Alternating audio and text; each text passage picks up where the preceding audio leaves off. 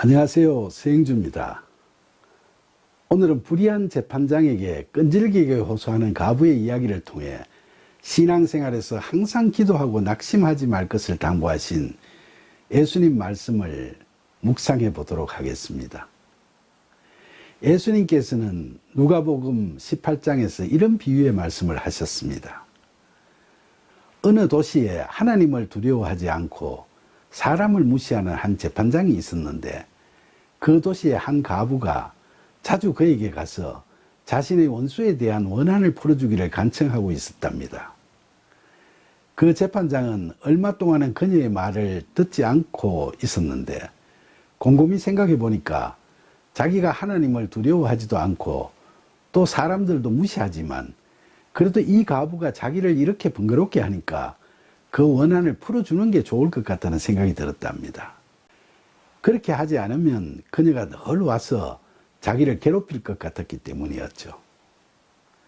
예수님께서는 불의한 자도 이렇게 생각하는데 하물며 하나님께서 택하신 자들이 밤낮 부르짖고 있는 원한을 풀어주지 않으시겠느냐고 하시면서 우리의 원한을 속히 풀어주시겠다고 말씀하십니다. 그렇게 말씀하시면서도 그러나 인자가 올 때에 세상에서 믿음을 보겠느냐 하고 다소 탄식하시는 듯한 말씀을 하셨죠. 그런데 이 이야기는 재판장이 가부의 끈질긴 호소와 간청에 못 이겨 그녀의 원한을 풀어주듯이 하나님께서도 우리가 밤낮으로 부르짖으며 간절하고 끈질기게 간구하면 우리의 원한을 풀어주신다는 그런 이야기일까요? 그러니까 재판장은 하나님을 상징하고 가부는 그리스도인을 상징하는 걸까요? 아니죠. 그렇지 않죠. 불의한 재판장이 공의로우신 하나님을 상징한다고는 말할 수 없죠. 이 비유의 말씀은 세상에서 불의한 권력자와 힘없는 백성과의 관계에서 세상적인 일처리 방식을 이야기하시면서 그와는 대비되게 하나님과 우리의 바람직한 관계를 유지할 수 있는 길이 무엇인지를 깨닫게 해주시는 말씀이죠.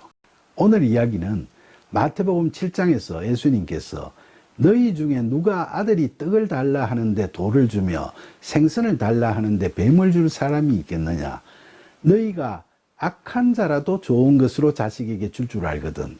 하물며 하늘에 계시는 너희 아버지께서 구하는 자에게 좋은 것으로 주시지 않겠느냐라고 말씀하신 것과 맥락이 같은 거죠.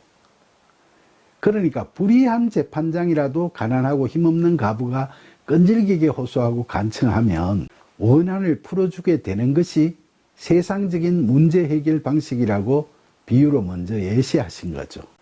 성경은 이 재판장이 불의하다고 합니다. 이 재판장이 불의한 이유는 그가 하나님을 두려워하지 않고 사람을 무시하기 때문이었죠.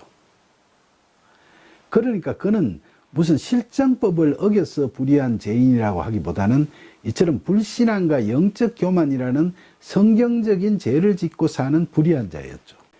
그리고 이 불의한 재판장은 누구나 할 것 없이 죄인인 우리 인간들이 살아가는 이 세상에서 세상적 판단 기준으로 작동되는 세상적 시스템을 상징하고 있습니다. 비유 이야기에서 재판장은 가부가 자신을 번거롭게 하니까 원한을 풀어준다고 했는데 이때 번거롭게 한다는 용어는 헬라어로 히포피아조라고 표현되어 있습니다. 이건 눈에 멍이 들도록 때린다는 뜻이죠. 그러니까 심하게 시달려서 도저히 견딜 수 없어서 원하는 대로 들어준다는 겁니다.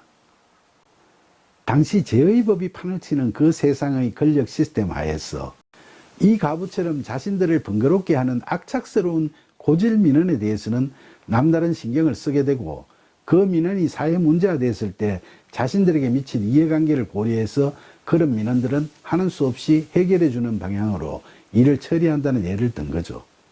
우는 아이 젖준다는 옛말이 바로 이런 세상적 문제 해결 방식을 잘 반영하고 있다고 할 수 있죠.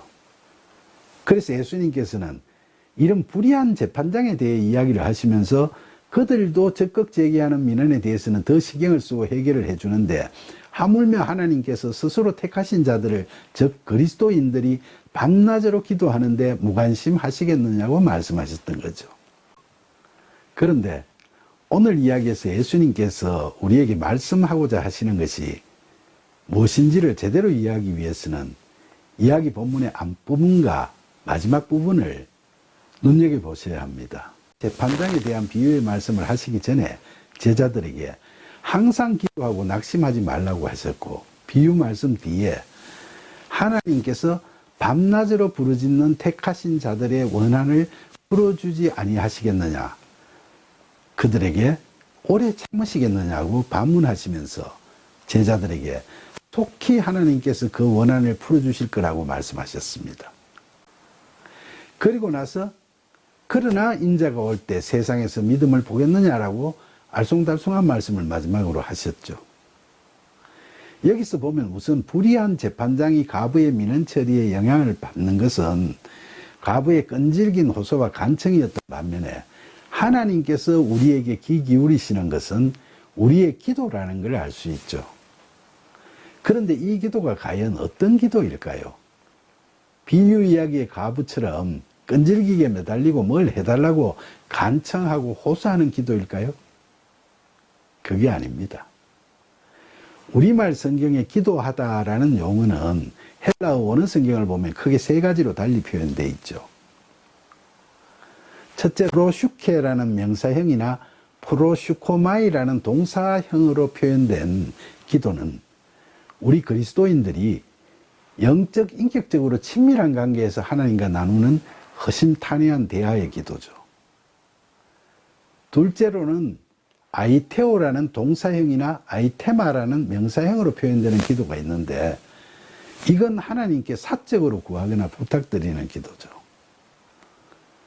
셋째로 데시스라는 명사형이나 데오마이라는 동사형으로 표현된 기도는 하나님께 공적으로 간구하는 기도나 하나님 나라를 위해 필요한 걸 간절히 구하는 기도를 말하죠.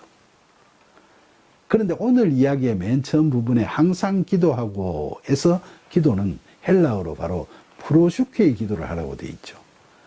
그러니까 예수님께서 하라시는 기도는 우리가 소원을 이루기에 하나님께 간절히 구하는 그런 기도가 아니라, 하나님과 영적 인격적인 대화를 통해서 우리의 사정을 낱낱이 고함으로써 하나님께서 우리 형편을 다 아시게 하고, 또 대화 중에 하나님의 말씀을 받아 하나님께서 우리를 어떻게 생각하시는지, 그리고 우리가 어떻게 하기를 원하시는지 하나님의 뜻을 알아가는 기도를 말하죠.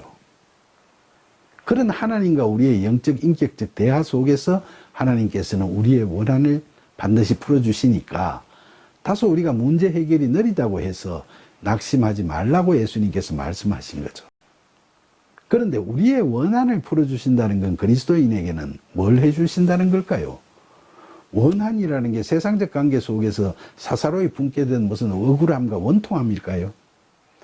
그건 아니고, 예수님께서 하신 말씀은 세상적인 죄의 사로잡힌 자들로부터 고난과 시련을 받고 있는 믿는 자들의 신앙적 아픔과 애통함을 위로해 주시고 구원해 주신다는 걸 의미하는 말씀이죠. 그리고 하나님께서 속히 그렇게 해 주신다고 했는데, 한글 성경에서 속히라는 용어는 헬라어로 엔타케이입니다. 그건 시간적으로 빨리라는 의미와 함께 확실히라는 의미도 갖고 있습니다. 그러니까 하나님과 우리의 영적 인격적 대화를 나누는 프로슈케의 기도 가운데서 하나님께서는 반드시 우리를 구원해 주시니까 다소 느리다고 느껴지더라도 낙심하지 말라고 예수님께서 말씀하신 거죠. 그래서 마지막에 예수님께서는 그러나 인자가 올 때에 세상에서 믿음을 보겠느냐고 하신 말씀은 낙심하지 않고 믿음을 갖고 기도하기를 원하시는 말씀이죠.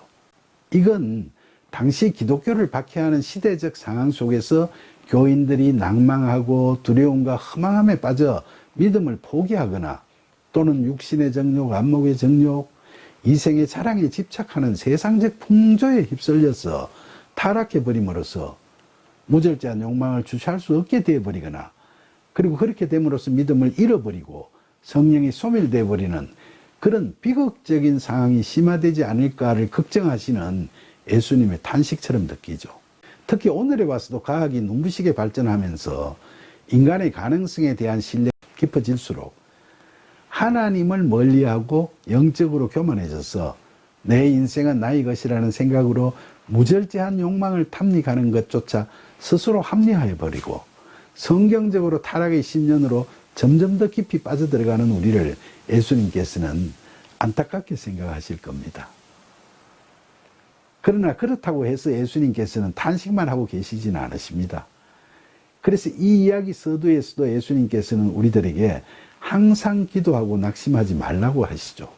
사랑하는 여러분, 신실하신 하나님께서는 절대로 실수하지 않으시고 하나님의 구원 계획은 반드시 성취될 것이기 때문에 우리는 낙심할 필요가 없습니다.